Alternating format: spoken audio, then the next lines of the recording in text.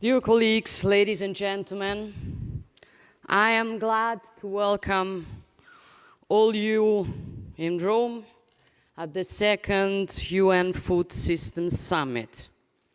I'm very pleased to see such a large participation at the highest level. I'm particularly proud that this summit takes place in Rome, where we host the Food and Agriculture Organization, the World Food Programme, and the International Fund for Agriculture Development.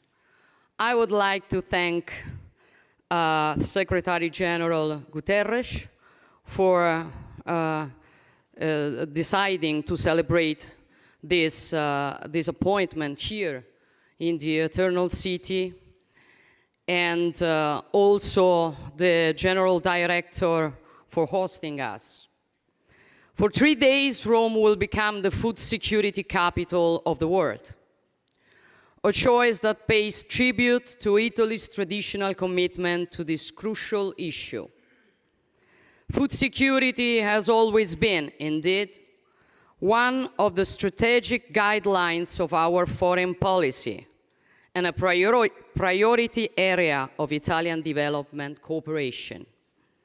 And it has become one of the major challenges of our time in this completely interconnected world. The pandemic has shaken the foundations of international trade and mobility and exposed the deep weakness of global supply chains and globalization.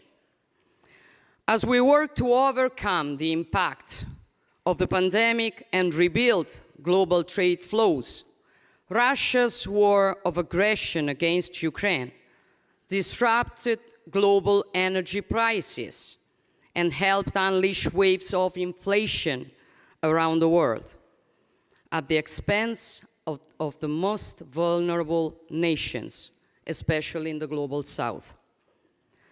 The war has aggravated old and new problems, among them food insecurity in many African nations, already tested by long periods of drought and difficult climatic conditions, which are now weaker and easier prey of terrorism and fundamentalism. The war has impacted heavily on grain distribution across the globe, and Russia's pull-out from the Black Sea Grain Initiative is further worsening the global food security crisis. We will continue to support all efforts towards the resumption of this key initiative and are urging Russia to reconsider its decision. As a result, the plight of malnutrition is spreading. Nearly 120 million people have pushed into extreme poverty, bringing the total figure to 730 million.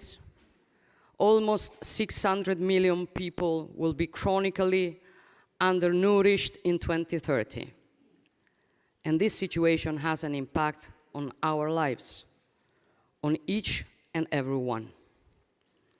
That's why yesterday Italy has hosted also a conference about migration and development and launched a new international initiative to support political stability and foster social and economic development while addressing the root causes of migration and fighting human trafficking and the smuggling of migrants. Our goal is to ensure that each and every one enjoy the right not to be forced to emigrate, the chance to live in peace and with dignity in one's own nation. These are not my words, but those of Pope Francis, who called on the international community to codify this right. Food security is key in this journey to ensure development and economic growth and give people the opportunity to live in their own land. This is also the true meaning of food sovereignty, the right of a people to choose their own production model and food system.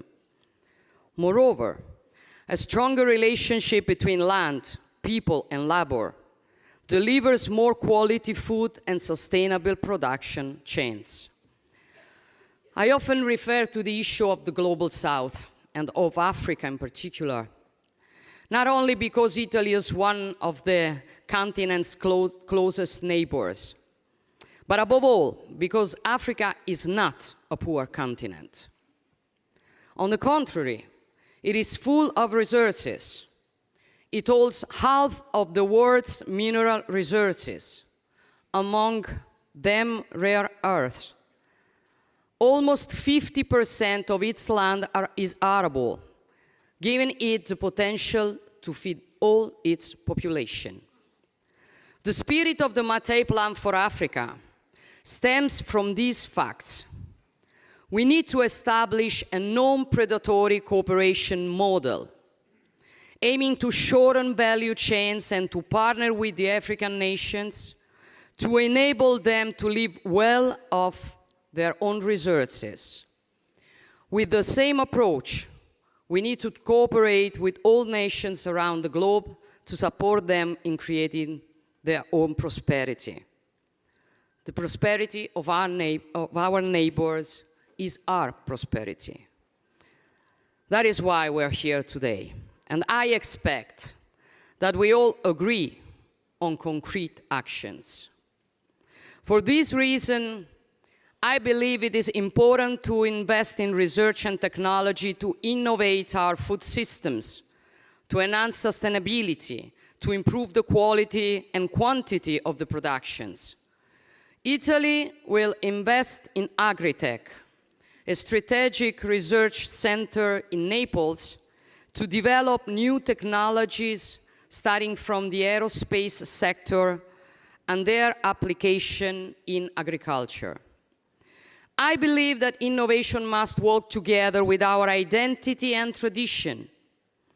Our nation can share its extraordinary heritage to address the double burden of malnutrition, the coexistence of undernutrition and overweight, which have a huge impact on our national health systems. While millions of people live in food insecurity, more than 3 billion people in the world are unable to afford a healthy diet.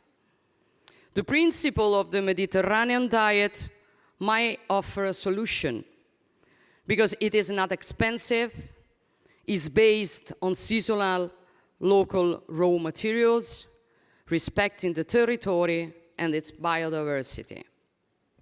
The principles of the Mediterranean diet do not belong to the Mediterranean basin. They belong to the world. I believe that only financing at scale can bring about the transformative changes of our food systems. Cooperation with all the international financial institutions is a key element for the implementation of more agri-feedstock projects. The Italian Climate Fund, with an annual budget of 840 million euros, can foster sustainable transformation of food systems in developing nations. I believe in international cooperation. At the G20 ministerial meeting in 2021 under Italian presidency, we signed the Matera Declaration, calling upon the international community to ensure adequate nutrition for all and set up resilient food chains. But food security will also be high on the agenda of our G7 presidency in the next year. Dear Secretary General, dear colleagues, we are in Rome, in the UN hub that we are honored to host. And here in Rome, we have the chance to start a new journey towards global food security. A journey inspired to the future, to innovation and to new technologies, with our roots firmly planted in our history and identity. Cicero, one of the most important philosophers of ancient Rome, gave us a great lesson.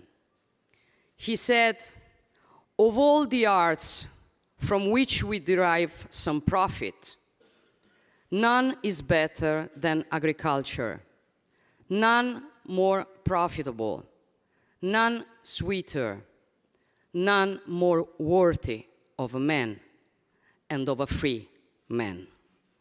You can count on the commitment of Italy. Thank you, and I wish you a productive summit.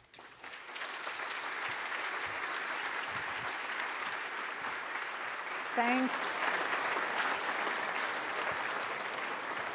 Thank you, Prime Minister, and thanks for reminding